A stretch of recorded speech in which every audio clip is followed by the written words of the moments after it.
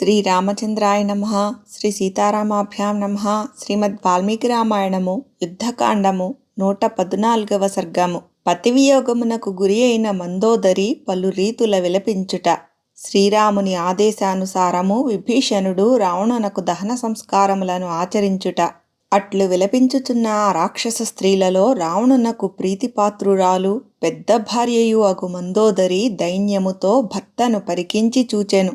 పిమ్మట ఆ దీనురాలు తన పతియగు దశగ్రీవుడు యుద్ధమున అద్భుతమైన సామర్థ్యము గల రాముని చేతిలో హతుడై రణభూమియందు పడియుండుట గమనించి అతనికి పట్టిన దుర్గతికి ఎంతయో విలపింపసాగెను. పూజ్యుడా, కుబేరుని సోదరా, వీరులలో సుప్రసిద్ధుడవైన నీవు కోపముతో కన్ను లెర్రజేసినప్పుడు బ్రాహ్మణులు, ఋషులు, గంధర్వులు, కడకు దేవేంద్రుడు సైతము నీ ముందు నిలబడుటకు వణకిపోయేడివారు కదా.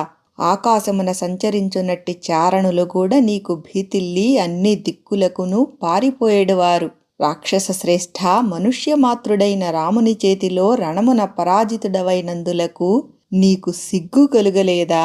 నాథా, నీ పరాక్రమముచే ముల్లోకములను ఆక్రమించి సుసంపన్నుడవైతివి. యుద్ధమున నిన్ను ఎవ్వరునూ ఎదిరింపజాలరు. అంతటి వాడవైన నిన్ను ఒక మానవ మాత్రుడు, అందున ఒక వనవాసి ఎట్లు చంపగలిగేను? నీవు సంచరించెడి లంకానగరమునందు మానవులు ఎవ్వరునూ ప్రవేశింపజాలరు. పైగా నీవు కామరూపుడవు. అట్టి నీవు సమరమున రాముని చేత హతుడవైతివి. ఇట్లు జరుగుట అసంభవము. ఇది నమ్మదగినదియును కాదు. వివిధములగు సకల యుద్ధోపకరణములతో సన్నద్ధుడవయ్యున్న నిన్ను కదనరంగమున శ్రీరాముడు చంపినాడను విషయమును నేను నమ్మలేకయున్నాను. నాథా, అసంఖ్యాక రాక్షస బలములతో కూడియున్న నీ తమ్ముడగు ఖరుడు జనస్థానమునందు ఈ రాముని చేతనే హతుడయ్యెను. కనుక ఇతడు మానవ మాత్రుడు కాడు. దేవతలకును ప్రవేశింపసాధ్యము కాని లంకానగరమునందు ఇతని సేవకుడైన హనుమంతుడు ప్రవేశించి ముప్పు తిప్పలు పెట్టి మనలను వ్యధలపాలు చేసెను. శ్రీరాముని అనుచరులైన మహాపరాక్రమశాలులగు అనగా భీకరులైన వానరోత్తములు మహాసముద్రముపై సేతువును నిర్మించిరి. ఆ సంఘటనమును బట్టియే శ్రీరాముడు మానవమాత్రుడు కాడేమో అని నేను సందేహించి తిని. లేదా కాలపురుషుడే నిన్ను వధించుటకై ఊహలకు అందని మాయను పన్ని శ్రీరాముని రూపములో స్వయముగా ఇచ్చటికి వచ్చి ఉండవచ్చును. మహాబలశాలి అట్లుగాక ఇంద్రుడే ఈ రూపమున వచ్చి యుద్ధమున నిన్ను వధించెనా ఏమి? ఇది నా భ్రాంతిగాని నీ పేరు విన్నంతనే గడగడలాడెడి ఆ సచీపతికి సమరరంగమునందు నీ సమక్షమున నిలబడగల శక్తి ఎక్కడిది? వాస్తవముగా నాకు ఇట్లు తోచుచున్నది. శ్రీరాముడు మహాయోగి, సనాతనుడైన పరమాత్మ, ఆదిమధ్యాంతరహితుడు, మహత్తులకు మించిన మహత్తైనవాడు, అజ్ఞానమనడి చీకట్లను రూపుమాపువాడు, సమస్త ప్రాణులను పోషించువాడు, శంఖ చక్ర గదాధారి, వక్షస్థలమునందు శ్రీవత్సము అను చిహ్నము కలవాడు. ఈయన హృదయము లక్ష్మీ నిలయము. ఇతరులకు ఎవ్వరికినీ జయింపశక్యము కానివాడు, క్షీణము లేనివాడు, పరిణామరహితుడు, మొక్కవోని పరాక్రమము కలవాడు. ఇంత ఏల ఇతడు సాక్షాత్తు ఆ శ్రీమన్నారాయణుడే లోకహితార్థమై ఇట్లు మానవ రూపమున అవతరించినవాడు. ఈయనకు అనుచరులుగానున్న ఈ వానరులెల్లరునూ దేవతల అంశలే. సర్వలోకేశ్వరుడైన ఈ దివ్య తేజస్వి సమస్త రాక్షస పరివారములతో కూడియున్న నిన్ను హతమార్చినాడు. నాథా, పూర్వము నీవు ఇంద్రియములను నిగ్రహించి అనగా తపమాచరించుట ద్వారా మహాశక్తిమంతుడవై ముల్లోకములను జయించితివి. ఇప్పుడు ఇంద్రియములు ఆ వైరమును స్మరించుచున్న వాయనున్నట్లు నిన్ను నిర్జించినవి, అనగా నీపై పగదీర్చుకొనినవి. శ్రీరామునితో విరోధమును పెట్టుకొనవలదు, మైత్రిని నెరపము అని ఇది వరలో నేను ఎంతగా ప్రాధేయపడినను దానిని నీవు పెడచెవిని పెట్టితివి. దాని ఫలితమే ఈ మరణము. రాక్షసేశ్వర, నీవు కామాతురుడవై సీతాదేవికి అభిలాషపడితివి. నీ ఐశ్వర్యము, శరీరము, నీ పరివారములు నాశనమగుట కొరకే నీకా దుర్బుద్ధి పుట్టినది కాబోలు. దుర్మతి, సీతాదేవి పాతివ్రత్యమున అరుంధతి కంటేనూ రోహిణి కంటేనూ ఉత్తమురాలు. ఆమె జగజ్జనని. అట్టి మాన్యురాలిని అపహరించుకొని వచ్చి నీవు తప్పు పని చేసితివి. ఇది ఎంతేనీ అనుచితము. నాథా, సీతాదేవి క్షమాగుణమున భూదేవిని మించినట్టిది. లక్ష్మీదేవి వలె ఆమె సర్వ సంపదలకును పెన్నిధి. సర్వాంగ సుందరి, పతిసేవా పరాయణ, నిర్జనారణ్యములో దీనురాలై ఒంటరిగానున్న ఆ ఉత్తమురాలిని నీవు మారీచుని ద్వారా మోసగించి తీసుకొని వచ్చితివి. ఆ మైథిలిని పొందవలెననడి నీ కోరిక తీరలేదు సరికదా? ఆ సాధ్వి తపప్రభావముననే నీవిట్లు బుగ్గిపాలైతివి. నీ సంపదను అనగా అర్ధాంగిని అయిన నన్ను కాదని ఇట్లు చేయుట నా దౌర్భాగ్యమే. నాథా, ఇంద్రుడు, అగ్ని మొదలగు దేవతలనందరినీ గడగడలాడించిన గొప్ప తపశ్శాలివి నీవు. అట్లు సీతాదేవిని అవమానపరిచియు నీ తపఃప్రభావముననే నాడు దగ్ధము కాకుంటివి. తగిన సమయము వచ్చినప్పుడే, అనగా పాపము పండిన పిమ్మటనే కర్త తానొనర్చిన దుష్కృత్యములకు ఘోర ఫలమును తప్పక పొందగలడు. ఇందులకు ఎట్టి సందేహమూ లేదు. సత్కార్యములను చేసినవాడు శుభఫలములను పొందుచుండును. దుష్కార్యములకు పాల్పడిన వానికి దుష్ఫలములే ప్రాప్తించుచుండును. అందువలననే సత్పురుషుడైన విభీషణునకు సుఖమబ్బెను. పాపాత్ముడవైన నీకు ఈ దుస్థితి పట్టినది. నీవు కోరుకొనియున్నచో సీతాదేవిని మించిన సుందరీమణులు ఎందరో నీ ఇంటనే కలరు. కాని నీవు కామాతురుడవైనందున ఆమెపై గల మోహముచే ఈ విషయమును గ్రహింపనైతివి. వంశోన్నతిని బట్టి గాని, అందచందములలో గాని, చదువు సంధ్యల విషయమున గాని సీతాదేవి నాకంటే మిన్నయైనది కాదు, కనీసము నాతో సమానురాలు కాదు. కాని ఆమెపై గల మోహముచే ఈ వాస్తవమును తెలిసి కొనకుంటివి. సమస్త ప్రాణులకును ఏ విధముగను అకారణముగా మృత్యువు ప్రాప్తింపదు. అయితే సీతాదేవిని అపహరించుకొని వచ్చుట వలన నీకు ఈ మృత్యువు దాపురించినది. మైథిలి రూపములో నీ చావును దూరము నుండి నీవే స్వయముగా తెచ్చుకొంటివి. ఇక మీదట సీతాదేవి శ్రీరామునితో కూడి హాయిగా విహరింపగలదు. దురదృష్టవంతురాలనైనందున నేను అంతులేని ఈ శోక సముద్రములో పడిపోయి తిని. మహావీర, కైలాసమునందును, మందరగిరి మీదను, మేరు పర్వతము పైనను, కుబేరుని వనమైన చైత్ర రథమునందును, నందన వనము మొదలగు సమస్త దివ్య వనములయందును నీతో గూడి సంతోషముగా విహరించి తిని. నేను చిత్ర విచిత్రములైన వస్త్రాభరణములను ధరించి మనస్థాయికి తగిన విమానములో వైభవోపేతముగా, అనగా సాటిలేని వైభవములతో వివిధములగు ఆయా దేశములను దర్శించుచు నీతో గూడి విహరించి తిని. అట్టి నేను నీవు మరణించుట వలన నాటి కామ భోగములను అన్నింటినీ కోల్పోయి తిని. ఆ భోగభాగ్యములకు దూరమై ఒక సామాన్య స్త్రీని అయితిని. ఛీఛీ, రాజుల భోగములు సంపదలు అన్నియును చంచలములు కదా. మహారాజా, నీ ముఖము మిక్కిలి సుకుమారమైనది. నీ కనుబొమ్మలు, చర్మము సుందరమైనవి. నాసిక సమున్నతమై మనోజ్ఞముగా నుండెడిది. తనుద్యుతులు చంద్రుని కాంతిని, పద్మశోభలను కలిగి సూర్యుని తేజస్సులతో విరాజిల్లుచుండును. నీ ముఖము కిరీటకాంతుల ధగధగలతో తేజరిల్లుచుండెడిది. ఎర్రని నీ అధరములు మనోహరములు. నీ కన్న కుండలముల మిలమిలలు మనోజ్ఞములు. పానశాలయందు నీ చూపులు మత్తిల్లి చంచలముగా నుండెడివి. నీ ముఖము వివిధములగు పూలమాలలతో అలంకృతమై సుందరముగా ఉండెడిది. చిరునవ్వుతో నీవు పలికెడి వచనములు మధురముగా ఉండెడివి. ప్రభు, అట్లు మనోజ్ఞమైన నీ ముఖము నేడు కాంతిహీనమై, అనగా వెలవెలబోయి ఉన్నది. నీ ముఖము శ్రీరాముని బాణములచే చిన్న భిన్నమై రక్తధారలతో తడిసియున్నది. అది అట్లు గాయపడుటచే క్రొవ్వు మాంసము వెలికి వచ్చినవి. అది రథధూళులచే వ్యాప్తమై భీకరముగానున్నది. నాథా, నాకు వైధవ్యమును తెచ్చిపెట్టెడి నీ మృత్యువు ఇట్లు కలుగునని మందభాగ్యురాలనైన నేను ఎన్నడూనూ ఊహింపనైతిని. నేను దానవరాజైన మయుని యొక్క తనయను, రాక్షస ప్రభు అయిన రావణునకు భార్యను, నా కుమారుడైన మేఘనాథుడు ఇంద్రుని జయించినవాడు అని నేను మిగుల గర్వపడుచుండెడిదానను. బలపౌరుషములయందు ప్రసిద్ధులైన ఈ రాక్షసయోధులు మహాసూరులు, శత్రువులను పరిమార్చినవారు, సమర్థులు, ఎవ్వరికి నీ భయపడనివారు అని నేను గట్టిగా విశ్వసించుచుండెడిదానను. రాక్షస శ్రేష్ఠ, ఇట్టి ప్రభావశాలులైన మీ అందరకును ఒక మానవ మాతృని వలన అనూహ్యమైన ఇట్టి భయస్థితి ఎట్లు సంభవించినది? ప్రభు, నీ శరీరము స్వచ్ఛమైన ఇంద్రనీలమణుల వలె శ్యామవర్ణము కలది. మహాపర్వతము వలె ఉన్నతమైనది. భుజకీర్తులతోడను వైడూర్యములను పొదిగిన దండ కడియములతోనూ ముత్యాల హారములతోడను వివిధములగు పూలమాలలతోడను విరాజిల్లుచుండెడిది. విహారములయందు నీ తనువు మిగుల దర్శనీయముగా నుండెడిది. సమరాంగణమున ధగధగలను చిమ్ముచుండెడిది. విద్యుత్కాంతులతో మేఘము వలె ఆభరణ శోభలతో రాజిల్లుచుండెడిది. ఆ శరీరమే నేడు వాడి అయిన పెక్కు బాణములచే వ్యాప్తమై స్పృశించుటకే వీలు కాకున్నది. కౌగలించుకొనుటకు అసాధ్యముగానున్నది. రాజా, ఏదుపందిముళ్ల వంటి బాణములతో నీ శరీరము అంతటను అందున ఆయువు పట్టులయందు వ్యాప్తమైయున్నది. రక్తనాళములన్నీయును చిన్నములైయున్నవి. నీలవర్ణము గల నీ దేహము రక్తసిక్తమై యుండుట వలన పింగళవర్ణముతో విలసిల్లుచున్నది. నీ తనువు వజ్రాయుధ ప్రహారములకు గురి అయి ముక్కలైన పర్వతము వలె సమరభూమియందు పడియున్నది.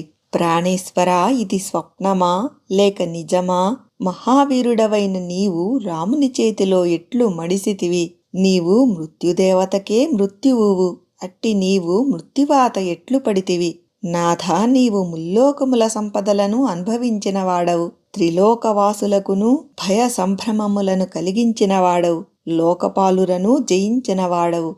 నీ భుజ బలప్రభావమున శంకరునితో పాటు కైలాస పర్వతమును కూడా ఎత్తినవాడవు.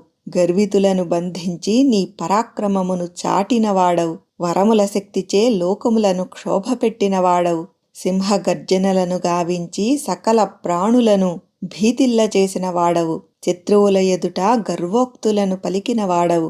భీకర కృత్యములను వనర్చెడి నీ సైనిక సమూహములను రక్షించుచుండువాడవు. వేల కొలది దానవ ప్రముఖులను యక్షులను హింసించినవాడవు. నివాత కవచులు అను రాక్షసులతో మైత్రి నెరపిన ప్రభుడవు. పెక్కు యజ్ఞములను ధ్వంసమునర్చినవాడవు. నిన్ను ఆశ్రయించిన వారిని ఎల్లప్పుడూ ఆదుకొనుచుండువాడవు. ధర్మ వ్యవస్థను చిన్న భిన్నమునర్చినవాడవు. యుద్ధమునందు మాయను ప్రయోగించుచుండెడివాడవు. ఆయా దిక్కుల నుండి దివ్య భామినులను అసుర కన్యలను మానవ యువతులను బలాత్కారముచే తీసుకొని వచ్చినవాడవు. శత్రువనితలను శోకమున ముంచినవాడవు. నీ స్వజనులైన రాక్షసులకు నాయకుడవు. లంకాద్వీపమునకు సంరక్షకుడవు. నీ శిరస్సులను అగ్నికి ఆహుతిగానిచ్చుట వంటి భీకర కర్మలను గావించిన వాడవు. నీ సతులమైన మా వంటి వారికి సుఖభోగములను కూర్చిన వాడవు. రథికులలో మేటివి. ఇట్టి ప్రభావశాలివి నా భర్తవు అయిన నిన్ను శ్రీరాముడు రణరంగమున హతమార్చినను అనాథనైన నేను నిన్ను జూచుచూ స్థిరముగా జీవించియుంటిని కదా. దీనిని బట్టి నిజముగా నేను పాషాణ హృదయను. రాక్షసేశ్వర, ఉత్తమోత్తమములైన తల్పములపై హాయిగా శయనించుచుండెడి నీవు ఇప్పుడు ఇట్లు కటిక నేలపై దుమ్ము కొట్టుకుని ఏలపడియున్నావు. నా తనయుడైన ఇంద్రజిత్తు యుద్ధమున లక్ష్మణునిచే హతుడైనప్పుడే నేను గుండె పగిలి తిని, ఇప్పుడు ఇట్లు నీవునూ నేలపాలగుటతో తీవ్రముగా వ్యధకు గురి అయి జీవచ్ఛవమునైతిని. బంధుజనులకు దూరమైనను నేను అంతగా శోకించుటలేదు. నాథా, కామాది సమస్త భోగములకు ప్రదాతవైన నిన్ను కోల్పోయి కలకాలము తీరని శోకములో మునిగిపోయి తిని. మహారాజా, నేడు దుర్లభమైన వీరస్వర్గమును పొందితివి. ఇంక నీవు లేకుండా నేను బ్రతుకజాలను. కాబట్టి దుఃఖార్తురాలనయ్యున్న నన్ను కూడా నీ కడకు చేర్చుకొనుము. స్వామి, నిస్సహాయురాలనయ్యున్న నన్ను ఇచ్చటనే వదలి నీవు ఒక్కడవే ఎలా వెళ్ళగోరుచున్నావు? అభాగ్యురాలనై దైన్యముతో ఎంతగా విలపించుచున్నను.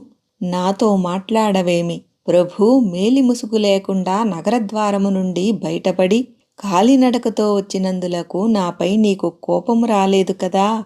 నాథా, పత్నులందరిపై నీకు గల ప్రేమ అపారము. మేలిముసుగులు లేకుండా సిగ్గుతో తలలు వంచుకొని బయటికి వచ్చిన నీ భార్యలను అందరినీ ఒక పరిచూడుము. ఈ స్థితిలో ఇచ్చటికి వచ్చినందులకు వారిపై ఏల కోపపడకుందువు. నాథా, ఇంతవరకును నీతో క్రీడించుచూ వచ్చిన నేను ఇప్పుడు ఇట్లు విలపించుచుంటిని. నన్ను ఏల ఆదరింపవు, ఊరడింపవదేమి? రాజా, నీవు పెక్కుమంది కులస్త్రీల భర్తలను చంపి వారిని విధవలను చేసితివి. వారందరూ పతివ్రతలు, ధర్మపరాయణలై నిరతితో పెద్దలను సేవించుచుండెడివారు. నీచే అవమానితలైన సతీమణుల తీరని దుఃఖమే నీ పాలిటి శాపమై నీవు ఇట్లు శత్రువు చేతిలో నిహతుడవగునట్లు చేసినది. రాక్షసరాజా, నిష్కారణముగా పతివ్రతల యొక్క అశ్రుబిందువులు అనగా కన్నీటి ధారలు భూమిపై పడరాదు. అట్లు పడినచో పెక్కు అనర్థములు సంభవించును అనునది పెద్దల మాట. ఆ జనశ్రుతి నీ విషయమున ఇప్పుడు నిజమైనట్లున్నది.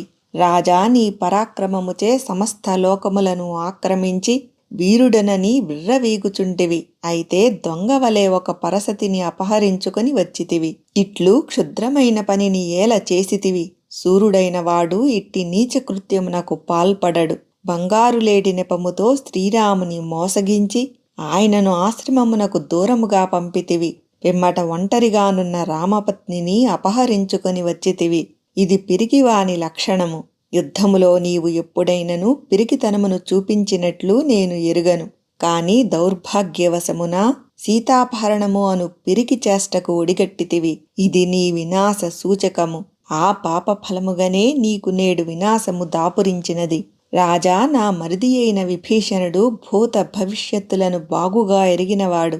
ప్రస్తుత కర్తవ్యమును నిశ్చయించుటలో దక్షుడు, సత్యవచనుడు. నీవు సీతాదేవిని అపహరించుకొని వచ్చుటను చూచి ఆ మహాత్ముడు కొంత చింతించి పెద్దగా నిట్టూర్చి ఇక రాక్షస వినాశము తప్పదు అని పలికియుండెను. కామక్రోధములకు వసుడవై నీవు స్త్రీ వ్యామోహములో పడుట వలననే అతడు చెప్పినట్లుగానే ఈ రీతిగా రాక్షస ప్రముఖుల వినాశము జరిగినది.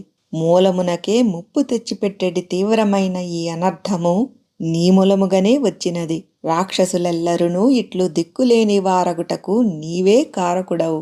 నీవు బలపరాక్రమ సంపన్నుడవు. యుద్ధమునందు పోరాడి వీరమరణము నొందితివి. అందువలన నీకై నేను శోకింపవలసిన పనిలేదు. కాని స్త్రీ సహజమైన దౌర్బల్యము వలన నా మనస్సు ఇట్లు దైన్యమునకు లోనైనది.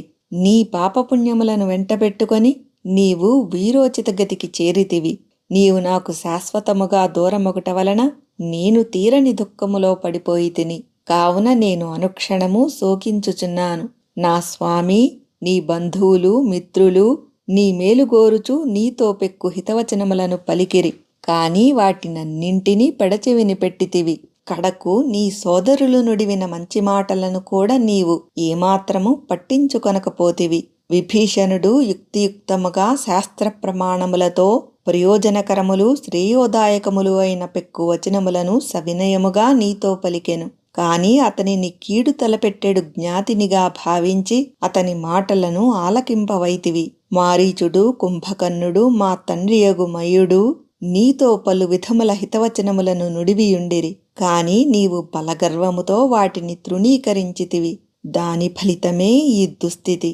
నాథా, నీవు నీలమేఘము వలె శ్యామవర్ణము కలవాడవు. పీతాంబరములను అందమైన భుజకీర్తులను ధరించియున్నవాడవు.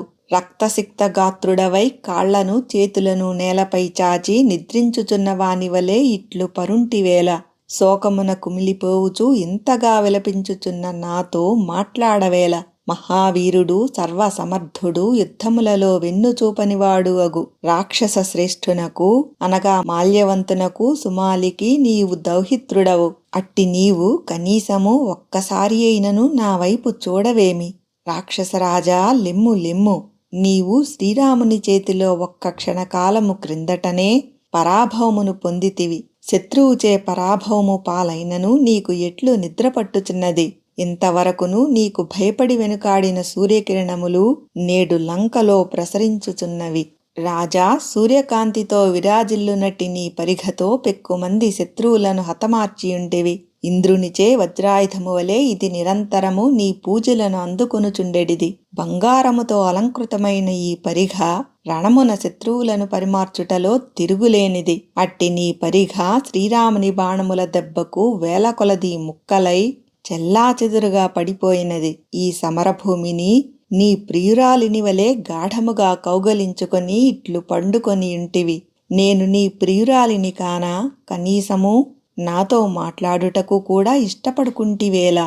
నీవు అసూలను కోల్పోయినను శోకముచే కుమిలిపోవుచున్న నా ఈ హృదయము 1000 ముక్కలుగా బ్రద్దలగుటలేదేమి? ఛీ, నా హృదయము ఒక పాషాణము.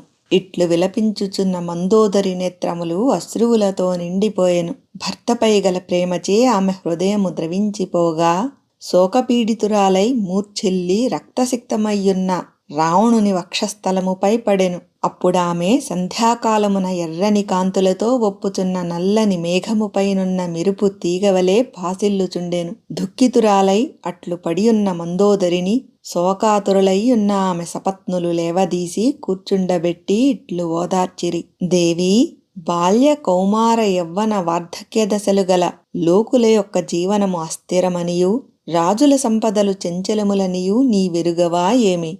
ఇట్లు వారును వృద్ధ స్త్రీలును ఆమెను ఓదార్చుచున్నప్పటికినీ తన వక్షస్థలము కన్నీటితో తడిసిపోవుచుండగా ఆమె భోరు భోరున బిగ్గరగా ఏడువసాగెను. ఇది ఇట్లుండగా శ్రీరాముడు విభీషణునితో, ఈ స్త్రీలను ఇక్కడి నుండి పంపివేయుము. నీ సోదరుడగు రావణునకు దహన సంస్కారములను నెరపుము అని పలికెను. శ్రీరాముడు ఇట్లు సూచించిన పిమ్మట ధర్మజ్ఞుడు వినయాన్వితుడు అయిన విభీషణుడు ధర్మార్థ సహితములైన శ్రీరాముని వచనములను గూర్చి మనస్సున బాగుగా తర్కించుకొనెను. రఘువరుని మాటలను పాటించు విషయమున ప్రత్యుత్తరముగా ఆ ప్రభువుతో ఇట్లు పలికెను. రఘువరా, ఈ రావణుడు ధర్మ మార్గములను విడనాడినవాడు, కఠినాత్ముడు, క్రూరుడు, అసత్యవాది, పరస్త్రీల ఎడ గౌరవభావము లేనివాడు. కనుక ఇట్టివానికి అంత్య సంస్కారములను నడుపుటకు నాకు ఇష్టము లేదు. ఈతడు నాకు సోదరుని రూపములోనున్న శత్రువు,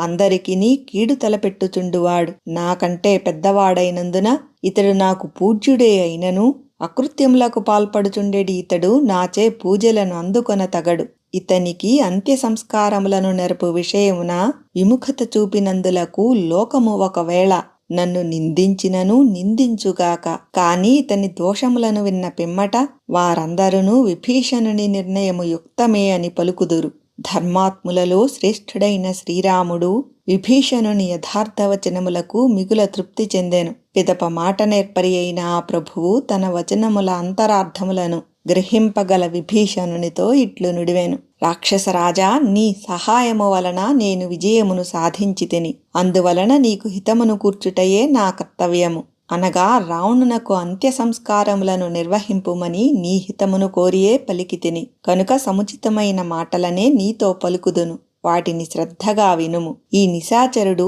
ధర్మవిరుద్ధముగా ప్రవర్తించువాడు, అసత్యవాది అయ్యే ఉండవచ్చును. కాని ఇతడు యుద్ధములయందు తేజస్వి, బలపరాక్రమములు కలవాడు అని ప్రసిద్ధి పొందినవాడు. ఇంద్రాది దేవతల చేతిలో కూడా ఇతడు పరాజితుడు కాలేదని తెలియచున్నది. మహాత్ముడు బలసంపన్నుడు అయిన ఈ రావణుడు లోకకంటకుడైన మాట యథార్థమే. కాని మరణాంతాని వైరాణి, అనగా వ్యక్తి మరణించు వరకే శత్రుత్వము. అటు పిమ్మట అతనిపై ఆ శత్రుభావమును వీడవలెను అను ఆర్యోక్తిని బట్టి ఇతనిపై మనకు ఎట్టి వైరభావము ఉండరాదు. పైగా మన కార్యము నెరవేరినది. ఇక ఇప్పుడు ఇతనికి అంత్య సంస్కారములను కావింపవలసినదే. ఇతడు నీకు వలె నాకును గౌరవార్హుడే. ధర్మజ్ఞ, నీ వలన ఈ దశగ్రీవుడు విద్యుక్తముగా అంత్య సంస్కారములను పొందుటకు అర్హుడు. దీని వలన నీ కీర్తి ఇనుమడించును. రఘువరుని మాటలను విన్నంతనే విభీషణుడు త్వరత్వరగా రావణునకు తగు రీతిలో దహనాది సంస్కారములను నెర్పుటకు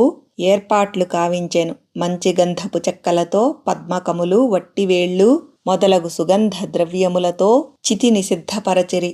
దానిపై వేదోక్తపూర్వకముగా ఒక మృగ చర్మమును కప్పిరి. అనంతరము ఆ రాక్షసరాజునకు వేదమంత్రములతో అంత్యేష్టి, అనగా అంత్యక్రియలు ప్రవర్తిల్లెను. పిమ్మట ఆ రావణునకు పితృమేధ సంస్కారములను, చితిపై ఉంచుట మొదలగు క్రియలను యథాక్రమముగా జరిపిరి. ఆ చితికి ఆగ్నేయ దిశయందు ఒక వేదికను నిర్మించిరి. ఆ వేదికపై పడమర భాగమున గార్హపత్యాగ్నిని, తూర్పు భాగమున ఆహవనీయాగ్నిని, దక్షిణ భాగమున దక్షిణాగ్నిని ప్రతిష్ఠించిరి. పిదప నెయ్యి, పెరుగు కలిపిన హవిస్సును స్రువము ద్వారా చితియందు ఆహుతిగా ఇచ్చిరి. రావణుని శవమునకు కాళ్లకడ శకటమును, అనగా సోమలతను తీసుకుని వచ్చిన బండిని ఉంచిరి. తొడల మధ్య భాగమున హోమధాన్యములను దంచుటకై ఉపయోగించడి రోలును ఉంచిరి. చెక్క పాత్రలను, అరణులను, ముసలము మున్నగు స్థాల్యాధికములను ఋత్విజులు, అనగా పురోహితులు యథాస్థానములయందు ఉంచిరి. వేదశాస్త్ర విహితముగా క్రమముగా రాక్షసులు రాక్షసరాజైన రావణుని చితి సమీపములో పవిత్రమైన అనగా మంత్రపూతమైన మేకను బలి ఇచ్చిరి. పిదప నీతితో తడిపిన పరిస్తరణములను ఉంచిరి అనగా అగ్నికి నలువైపులా ఉంచెడి దర్భలను పరిస్తరణములు అని అందురు. పిదప విభీషణునకు సహాయకులుగానున్న ఆ రాక్షసులు దిగాలు పడిన మనస్సులతో రావణుని మృతదేహమును సుగంధ ద్రవ్యములతో పూలమాలలతో వివిధములగు వస్త్రములతో అలంకరించిరి. అనంతరము వారు కన్నీరుగార్చుచు ఆ శవముపై పేలాలను చల్లిరి. పిమ్మట విభీషణుడు విద్యుక్తముగా చితికి నిప్పంటించెను. తదుపరి విభీషణుడు స్నానమాచరించి తడిబట్టలతోనే తిలలను గరికపోచెలను చేతిలో ఉంచుకొని శాస్త్రోక్తముగా తర్పణ విధులను గావించెను. పిమ్మట అతడు శిరస్సును వంచి అన్నకు నమస్కరించి అచట చేరియున్న స్త్రీలను మృదువచనములతో పదే పదే ఓదార్చి మీరు ఇంక లంకకు వెళ్ళుడు అని వారితో పలికెను.